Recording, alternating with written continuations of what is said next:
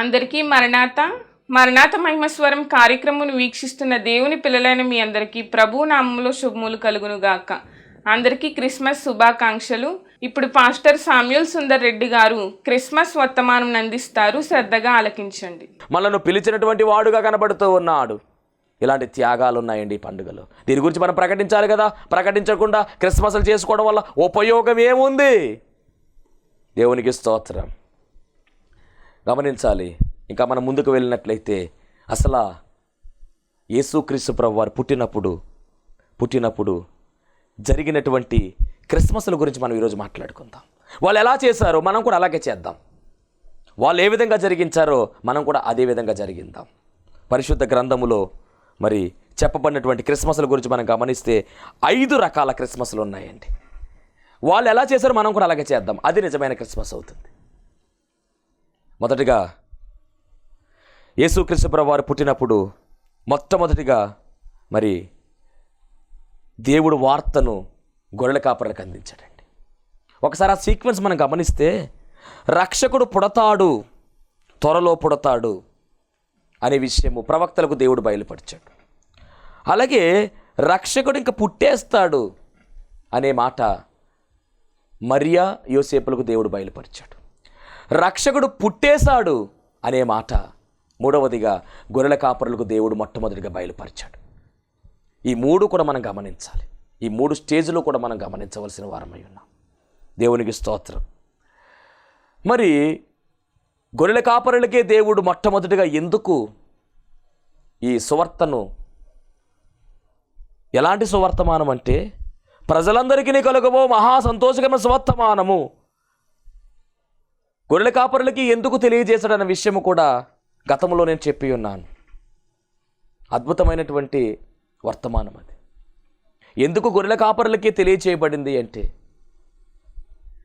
భక్తులైనటువంటి వారు, ముందు తరాల్లో ఉన్నటువంటి వారు గొర్రెల కాపరులు. అంత మాత్రమే కాదండి, గొర్రెల కాపరి అంటే ఐగుప్తీయులకు హేయులుగా పిలువబడ్డారు. ఐగుప్తు అనగానే భూలోకానికి సాదృశ్యం. అంటే గొర్రెల కాపరులు ఎలాగ ఉన్నారంటే తృణీకరింపబడిన వారుగా ఉన్నారు, హేయులుగా ఉన్నారు. హేయులుగా ఉన్నప్పటికీ, తృణీకరింపబడిన వారుగా ఉన్నప్పటికీ ఈ లోకములో మీరు తృణీకరింపబడిన వారు అవ్వచ్చు కావచ్చు, కానీ ఎవరికి కావలసినా కాకపోయినా కానీ దేవునికి మీరు అవసరమై ఉన్నారు. అందుకని గొర్రెల కాపరులు తృణీకరింపబడిన వారుగా ఉన్నా కానీ దేవుడు అంటున్నాడు కదా, మీరు నాకు కావలసిన వారు. కాబట్టి లోకరక్షకుని యొక్క వార్త ప్రజలందరికీ కలగబోయే సంతోషకరమైన సువర్తమానము ఆ దేశంలో, ఆ ప్రాంతంలో ఉన్న వారు ఎవరికీ చెప్పలేదు. కానీ ఎక్కడో మూల తృణీకరింపడిన వారుగా ఉండి తమ మందను మేపుకుంటున్నారు రాత్రి వేళ. అలాంటి వారి దగ్గరికి వెళ్ళి ఈ శుభవార్తను చెప్పడము ఆశ్చర్యమే కదా. దేవునికి స్తోత్రం. గొర్రెపిల్ల పుట్టిన వెంటనే గొర్రెల కాపర్లే మొదట చూడాలి. మరి పుట్టినటువంటి గొర్రెపిల్ల ఉందా ఆల్రెడీ? ఎవరు అంటే యేసు ప్రభువే. లోక పాపమును మోసుకొని పోచిన దేవుని గొర్రెపిల్లగా పిలువబడ్డాడు ఆయన. కాబట్టి ఈ గొర్రెపిల్లను చూడాలంటే గొర్రెల కాపర్లే ముందుకు వెళ్ళారు. ఇది 2వ కారణంగా మనం మాట్లాడాం. 3వదిగా మనం గమనించినట్లయితే ఇక వీటితో పని లేదు, పాపరిహారార్థ బలి కోసం వారిని పెంచేవారండి అక్కడ ఆ యొక్క బెత్లెహేం పొలాల్లో. కాబట్టి వీటితో పని లేదు, అసలైన బలి జరగబోతా ఉంది. ఇది తాత్కాలికమైనటువంటి బలి, కానీ శాశ్వత కాలం ఉండేటువంటి ఒక బలి జరగబోతుంది. ఒక్కసారి బలి అయిపోయేటటువంటి గొర్రెపిల్ల సర్వమానవాళి పాపముల నిమిత్తము ఏకమొత్తముగా ఒకేసారి బలి అయిపోయి గొర్రెపిల్ల పుట్టింది. అదే యేసుక్రీస్తు ప్రభువారు. కాబట్టి మీరు చూడాలి అనే వార్త దేవదూత వారికి అందించిన వెంటనేనండి ఒకే ఒక దూత వచ్చి అందించినట్టుగా మనం చూస్తూ ఉన్నాం. గమనిద్దాం, చదువుదాం. లూకా సువార్త 2వ అధ్యాయము 8 నుంచి చదువుతున్నాను, జాగ్రత్తగా ఏకీభవించండి. ఆ దేశములో కొందరు గొర్రెల కాపరులు పొలములో ఉండి రాత్రివేళ తమ మందను కాచుకొనుచుండగా ప్రభువు దూత వారి యొద్దకు వచ్చి నిలిచెను. ప్రభువు మహిమ వారి చుట్టూ ప్రకాశించినందున వారు మిక్కిలి భయపడిరి. అయితే ఆ దూత, భయపడుకుడి, ఇదిగో ప్రజలందరికీ కలుగబోవు మహా సంతోషకరమైన సువర్తమానము నేను మీకు తెలియజేయుచున్నాను. దావీదు పట్టణమందు నేడు రక్షకుడు మీ కొరకు పుట్టి ఉన్నాడు, ఈయన ప్రభువు అయిన క్రీస్తు అని చెప్పి ఆనవలు కూడా చెప్పింది దేవదూత చెప్పినప్పుడు ఒకే దేవదూత, గాబ్రియేల్ అనేటువంటి దేవదూత చెప్పేసిన తర్వాత వెంటనే పరలోక సైన్య సమూహము ఆ దూతతో కూడా నుండి ఎప్పుడైతే దేవదూత ఆ శుభవర్తమానము చెప్పేసిందో వెంటనే పరలోక సైన్య సమూహము కిందకి భూమి మీదకి దిగి వచ్చేసిందండి. దూతతో కూడా నుండి సర్వోన్నతమైన స్థలములలో దేవునికి మహిమయు ఆయన కిచ్చులైన మనుషులకు భూమి సమాధానము కలుగునుగా కానీ దేవుని స్తోత్రము చేయుచుండెను. ఇది మొదటి క్రిస్మస్, దేవదూతల క్రిస్మస్ ఇది. ఎప్పుడైతే శుభవర్తమానము ఆ దూత చెప్పిందో, ఆ దూత చెప్పినటువంటి సువర్తమానం మామూలు సువర్తమానము కాదు. రక్షించడానికి రక్షకుడు పుట్టేశాడు, సమస్త మానవాళిని రక్షించడానికి రక్షకుడు పుట్టాడనేటువంటి రక్షణ వార్త, శుభవార్తగా దేవుడు గబ్రియేలు దేవదూత ద్వారా మొట్టమొదటిగా విడుదల చేయించాడు.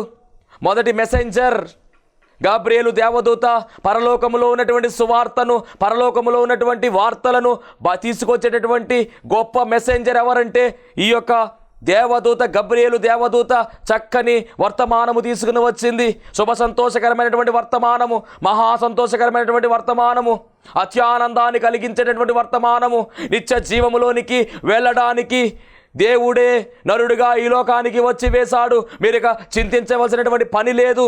మీరందరూ కూడా ఖచ్చితముగా ఆయన సేవించినట్లయితే, ఆయన నమ్ముకున్నట్లయితే, ఆయన రక్తములో కడగబడినట్లయితే ఖచ్చితముగా నిత్య జీవములోనికి చేర్చబడతారు అనేటటువంటి సువర్తమానానికి ఒక ఆనవాలును ఈ దేవదూత పట్టుకుని వచ్చింది. దేవదూత చెప్పిన వెంటనే పరలోక సైన్య సమూహము ఆ దూతతో కూడా నుండి, అనగా పరలోక సైన్య సమూహం కూడా దిగి వచ్చేసింది. హల్లెలూయా, ఎంత గొప్ప కార్యము!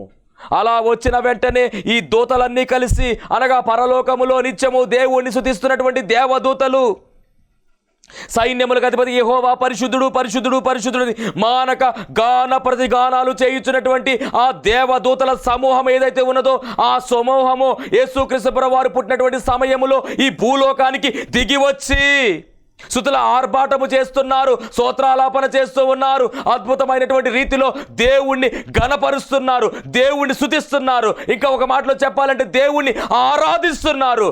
దేవదూతలు చేసినటువంటి ఆరాధన, దేవదూతలు చేసినటువంటి మొదటి క్రిస్మస్. ఈ క్రిస్మస్లో క్రీస్తు ఉన్నాడు, ఈ క్రిస్మస్లో ఆరాధన ఉంది, ఈ క్రిస్మస్లో సువార్త మానము ఉంది, అనగా వాక్య ప్రకటన ఉంది.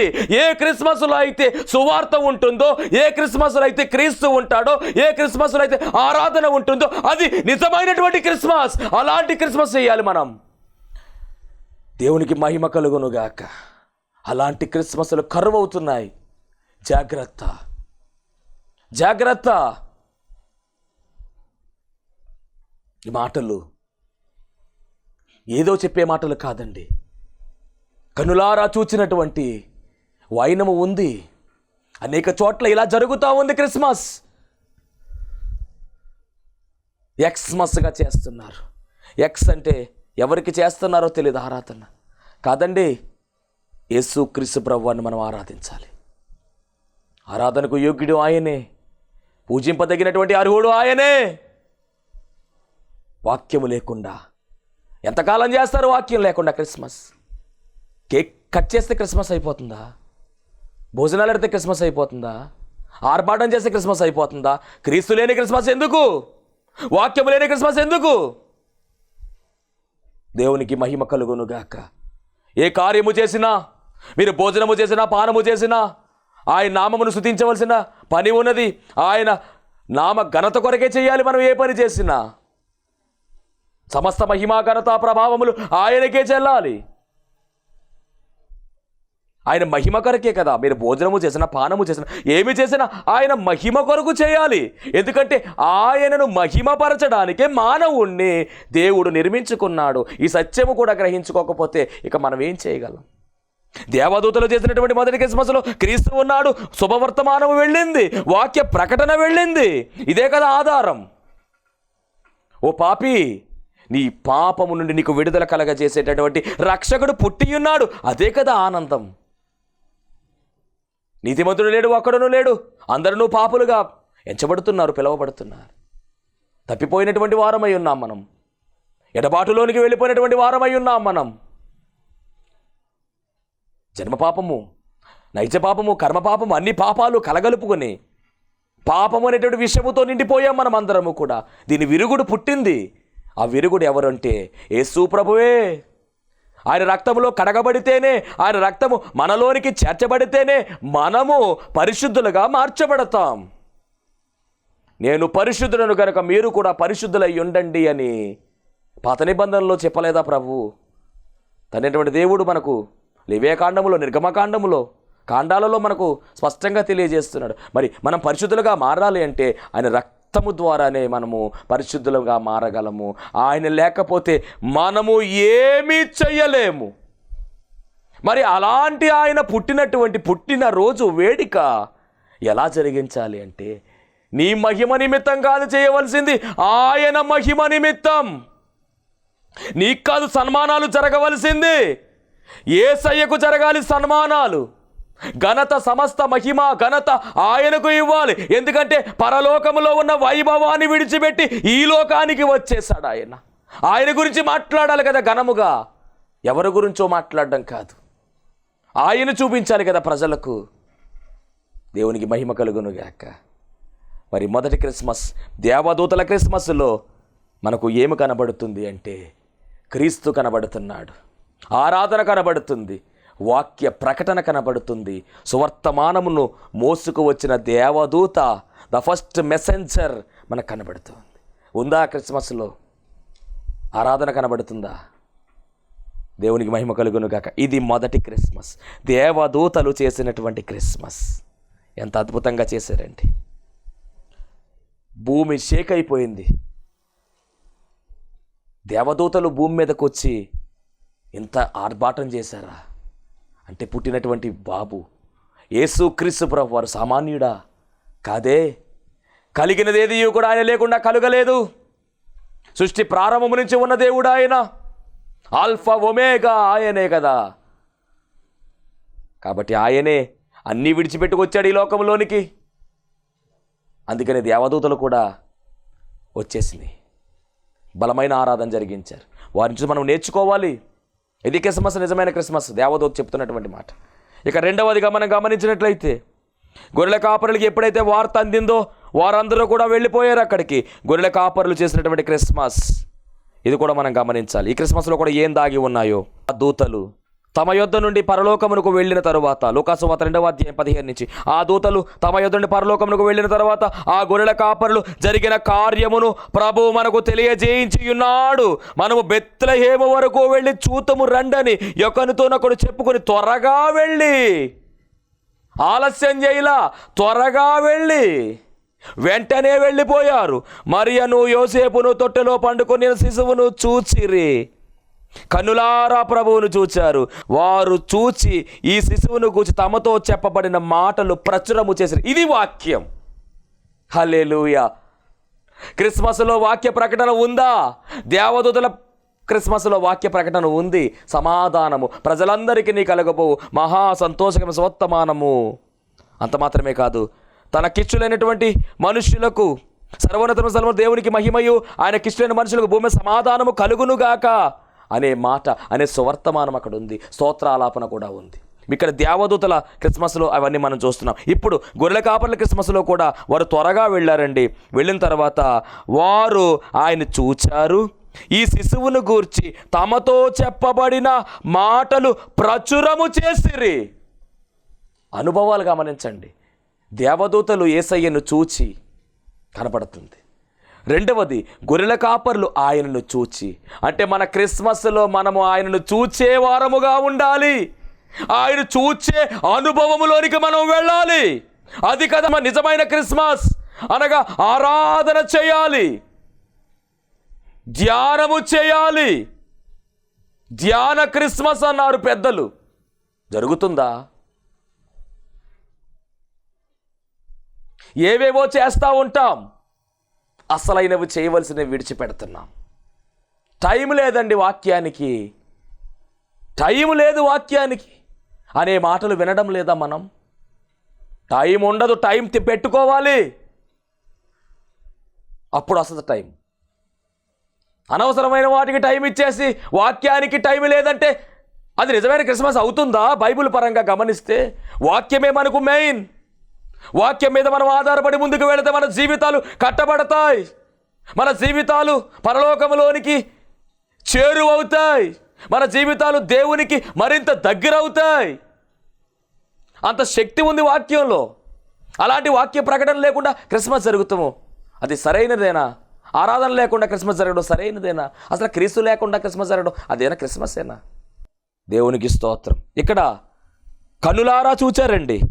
అంత మాత్రమే కాదు, ఆ శిశువును గూర్చి తమతో చెప్పబడిన మాటలు ప్రచురము చేసిరి. అనగా వాక్య ప్రకటన, సువార్త ప్రకటన ఇక్కడ ఉంది. ఒకటి, చూచే అనుభవం కలిగి ఉండాలి క్రిస్మస్లో. 2, వాక్య ప్రకటన చేసే అనుభవము కలిగి ఉండాలి. అలాగే గొర్రెల కాపరులు తమతో చెప్పిన సంగతులను విన్నవారందరూ మిక్కిలి ఆశ్చర్యపడిరి. అది వచ్చిన వారందరూ కూడా యేసయ్య గురించి వారికి సరిగా తెలీదు. మనం చెప్పే మాటలు విని వారు ఆశ్చర్యం పడాలి. అవునా, నిజమా అని ఆలోచన వారిలో పుట్టాలి. ఆలోచన పుట్టింది అంటే ఖచ్చితంగా దేవుడు ఆ వాక్యాన్ని స్థిరపరుస్తాడు. ఆయనే తరువాత మాట్లాడతాడు, వారిని మార్పు చేస్తాడు. మనము ఏమీ చెప్పకుండా, వాక్య ప్రకటన చేయకుండా వారు భోజనం చేసి వెళ్ళిపోతే దానివల్ల వచ్చేది ఏమీ లేదు. ప్రకటించాలి, సంతోషంగా ప్రకటించాలి, అర్థమయ్యేలా బోధించాలి. అప్పుడే కదా అర్థం చేసుకుంటాడు. అలాగే వాళ్ళు చెప్పారు, ఆశ్చర్యపోయారంటండి. అయితే మరి ఆ మాటలని హృదయములో తలపోసుకొనుచు భద్రము చేసుకొనేను. క్రిస్మస్కి వెళతాం, వాక్యం వింటాం, ఆ మాటలు మన హృదయంలో భద్రం చేసుకోవాలి, తలపోసుకోవాలి, నెమరు వేసుకోవాలి. నెమరు వేసుకునే తత్వము మనలో ఉండాలి. నెమరు వేసుకోవాలంటే ముందు ఆ మాటలన్నీ మనకు హృదయంలో వేసుకోవాలి. క్రిస్మస్కి వెళ్ళడము, వాక్య ప్రకటన సమయంలో బయటికి వెళ్ళిపోవడం, ఇవన్నీ సరైనటువంటి పనులు కాదు. వాక్యాన్ని వినాలి, ప్రకటించాలి. అది కదా నిజమైన క్రిస్మస్. అంత మాత్రమే కాదండి, ఈ గొర్రెల కాపర్లు తమతో చెప్పబడినట్టుగా తాము విన్నవాటిని కన్నవాటిని గూర్చి, విన్నవాటిని కన్నవాటిని గూర్చి దేవుని మహిమపరచుచు స్తోత్రము చేయుచు తిరిగి వెళ్ళిరి. ఇది ఆరాధన. గొర్రెల కాపరులు వచ్చి దేవుని దర్శించుకున్నారు, చూచారు. ఒకటి. రెండవది, మాటలన్నీ ప్రకటన చేశారు, అనగా వాక్య ప్రకటన అక్కడ జరిగింది. మూడవదిగా గమనించినట్లయితే కనుక ఆ మాటలన్నీ కూడా విన్నవారందరూ మనసులో భద్రం చేసుకున్నారు. నాలుగవదిగా అందరూ కలిసి మొత్తానికి అక్కడ దేవుని మహిమపరచుచు స్తోత్రము చేసిరి. కన్నవాటిని విన్నవాటిని గూర్చి అన్నిటినీ కూడా తలంచుకుంటూ వాళ్ళు కూడా ఆరాధన జరిగించారండి. పొలములో రాత్రి వేళ మంద కాచుకుంటున్నటువంటి గొర్రెల కాపరులు, పామరులుగా ఉన్నటువంటి వారు కూడా ఆరాధన జరిగించారు. క్రిస్మస్లో ఏముండాలంటే వాక్య ప్రకటన ఉండాలి, ఆయన చూచే అనుభవం ఉండాలి, మాటలు గ్రహించుకునే అనుభవం ఉండాలి. అంత మాత్రమే కాదు, ఆరాధన చేయాలి. అది నిజమైనటువంటి క్రిస్మస్. ఇది 2వ క్రిస్మస్, గొర్రెల కాపరులు చేసినటువంటి క్రిస్మస్ ఇది. ఇక 3వ క్రిస్మస్ గురించి మనం మాట్లాడుకుంటే, యేసు క్రీస్తు ప్రభు వారికి మరి 8వ దినమున సున్నతి చేసేటటువంటి ఆ యొక్క ఆచారము, ఆ శిశువునకు సున్నతి చేయవలసిన 8వ దినమున, అనగా 21వ వచనం, వచ్చినప్పుడు గర్భమంద ఆయన పడక మునుపు దేవదూత చేత పెట్టబడిన యేసు అను పేరు ఆయనకు పెట్టిరి. ఆ తరువాత క్రమములో ఆయన మందిరానికి తీసుకువెళ్లారు, ఆలయంలోనికి. 25వ వచనం కానీ మనం చూస్తే మనకు అర్థమైపోతుంది. యెరూషలేమందు సిమియోను అనే ఒక మనుష్యుడు ఉండెను. అతడు నీతిమంతుడును భక్తిపరుడయ్యుండి ఇశ్రాయేలు యొక్క ఆదరణ కొరకు కనిపెట్టువాడు, పరిశుద్ధాత్మ అతని మీద ఉండెను. అతడు ప్రభువు యొక్క క్రీస్తును చూడక మునుపు మరణము పొందడని అతనికి పరిశుద్ధాత్మ బయలుపరచబడి ఉండెను. రైట్. సిమియోను చేసినటువంటి క్రిస్మస్ ఇది 3వ క్రిస్మస్. సిమియోను చేస్తున్నటువంటి క్రిస్మస్ అద్భుతమైనటువంటి క్రిస్మస్ చేశాడు సిమియోను. మామూలు క్రిస్మస్ కాదు. సిమియోను క్రిస్మస్ చేశాడా? క్రిస్మస్ అంటే క్రీస్తును ఆరాధించడమే కదా. సిమియోను దగ్గర కూడా క్రీస్తున్నాడు. దేవాలయంకి వెళ్ళినట్టునే సిమియోను ఆయన్ని చూచి ఎత్తుకున్నాడు, రాయబడింది. అందరి ధర్మశాస్త్ర పద్ధతి చొప్పున ఆయన విషయమై జరిగించుటకు తల్లిదండ్రులు శిశువైన యేసును దేవాలయం తీసుకొని వచ్చినప్పుడు అతడు తన చేతులతో ఎత్తుకొని, అనగా ఆయనను ఎత్తుకునే అనుభవం మనలోనికి రావాలి. బాల యేసును ఎత్తుకుని ముద్దాడేటటువంటి అనుభవం మనలో ఉండాలి. ఇది కదా నిజమైన క్రిస్మస్. దేవునికి మహిమ కలుగును గాక. ఒకరి క్రిస్మస్ని మించి ఒకరి క్రిస్మస్ కనబడుతుంది ఇక్కడ. వారు చూచారు బాలుణ్ణి, ఇక్కడ సిమియోను బాలుణ్ణి ఎత్తుకొని కొనియాడాడు. అది సిమియోను చేసినటువంటి క్రిస్మస్. ఒక వాగ్దానం కూడా ఉందండి సిమియోనికి. బాలయేసును అనగా యేసుక్రీస్తు ప్రభువాని రక్షకుడైన యేసును చూడకుండా ఆయన మరణం పొందడని ఉంది రాయబడింది. వెయిట్ చేస్తూ ఉన్నాడు. ముసలి తనములో ఉన్నాడు, వయస్సు వృద్ధాప్యములో ఉన్నటువంటి సిమియోను. ఆయన ఒక ప్రవక్త. వెయిట్ చేస్తూ ఉన్నాడు. యేసుక్రీస్తు ప్రభువారికి వెయిట్ చేస్తూ ఉన్నాడు. బాలయేసుగా ఆయన మరి దేవాలయములో మరి ఆయన తీసుకొచ్చిన వెంటనే ముందుకు వెళ్ళి ఆయన ఎత్తుకున్నట్టుగా, ఆయన కొనియాడినట్టుగా, ఆయన గురించి కొన్ని మాటలు చెప్పినట్టుగా రాయబడింది బైబిల్లో. మరి సిమియోను గురించి రాయబడిన మాటలు కూడా మనం గమనించాలి. అతడు నీతిమంతుడు, భక్తిపరుడు, కనిపెట్టేటటువంటి వాడై ఉన్నాడు, ఆదరణ కొరకు కనిపెట్టేటువంటి వాడై ఉన్నాడు. అంత మాత్రమే కాదు, పరిశుద్ధాత్మ దేవుడి ద్వారా ఒక వాగ్దానాన్ని కూడా అందుకున్నాడు. మొత్తానికి యేసుప్రభు వచ్చిన వెంటనే ఆ శిశువును చేతిలోనికి తీసుకున్నట్టుగా రాయబడి తర్వాత చెప్తున్నటువంటి మాట, ఆయనను ఎత్తుకొని దేవుని స్తుతించుచు ఇట్లా నేను దేవుని స్తుతిస్తూ ఉన్నాడు. అనగా ఆరాధన క్రమాన్ని చేస్తూ ఉన్నాడు. దేవుని స్తుతించుచు ఇట్లా నేను, నాదా ఇప్పుడు నీ మాట చొప్పున సమాధానముతో నీ దాసుని పోనిచుచున్నావు. అన్యజనులకు నిన్ను బయలుపరచుటకు వెలుగుగాను, నీ ప్రజలైన ఇశ్రాయేలులకు మహిమగాను, నీవు సకల ప్రజల ఎదుట సిద్ధపరిచిన నీ రక్షణని కనులారా చూచుచున్నాను. అంటే యేసుక్రీస్తు ప్రభువారు ఎవరు అంటే రక్షకుడు. ఏ రక్షకుడు అంటే పాపముల నుంచి రక్షించే రక్షకుడు, పాపుల రక్షకుడుగా ఆయన పిలువబడుతూ ఉన్నాడు. ఆయన మనందరికీ కూడా రక్షణ ఇవ్వబోతూ ఉన్నాడు, మనందరికీ రక్షణను అనుగ్రహించాడు. ఆ రక్షణను ఈ సిమియోను కన్నులారా చూచాడు. ఈ అనుభవం మనలో ఉందా? ఈ అనుభవం మనలో ఉంటే అది నిజమైన క్రిస్మస్. రక్షకుడైన యేసు లేని క్రిస్మస్ దండుగా. ఆయన ఉండి తీరాలి, ఆరాధన జరగాలి, వాక్య ప్రకటన ఉండాలి. ఆయన కనులారా చూసేటటువంటి అనుభవములోనికి మనము వెళ్ళాలి. అన్యులైనటువంటి వారికి క్రీస్తును గురించిన వార్త మనం ప్రకటించాలి. కనీసము ఆ క్రిస్మస్ ద్వారా కొన్ని ఆత్మలన్నా రక్షణలోనికి రావాలి. అది అలాంటి క్రిస్మస్ జరుగుతుందా? దేవునికి మహిమ కలుగును గాక. ఈరోజు సిమియోను చేస్తున్నటువంటి క్రిస్మస్లో క్రీస్తున్నాడు. ఇంకొక మాట, యోసేపును ఆయన తల్లియు ఆయన గురించి చెప్పబడినటువంటి మాటలను విని ఆశ్చర్యపడిరి. ఇక్కడ కూడా ఆశ్చర్యం కలిగింది. ఇంతక గొర్రెల కాపరులు చెప్పినప్పుడు కూడా ఆశ్చర్యం కలిగింది. దేవదూత చెప్పినప్పుడు గొర్రెల కాపరులు ఆశ్చర్యపడిరి. అంటే ఒక ఆశ్చర్యం కూడా అక్కడ జరగాలి. మాటలు చెబుతూ ఉంటే ఇతరులు ఆశ్చర్యపడాలి. ఆశ్చర్యాన్ని కలిగించే విషయాలు మనం మాట్లాడాలి. యేసుప్రభు అంటేనే ఒక ఆశ్చర్యకరుడు కదా.